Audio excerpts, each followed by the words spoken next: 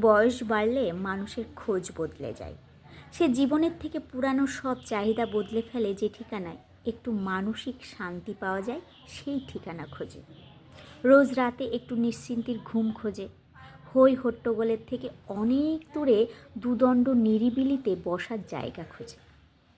নীরবতা খোঁজে, রং দেখে না, রূপ দেখে না, সঙ্গতে আরাম পাওয়া যায় এমন একটা মানুষ খোঁজে।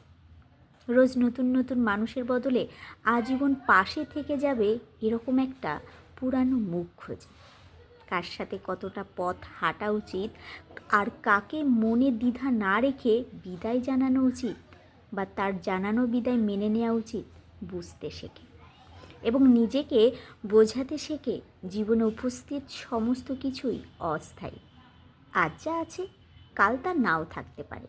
সময় হোক, পরিস্থিতি হোক, সম্পর্ক হোক বা মানুষ, চেষ্টা করেও আটকানো যাবে না।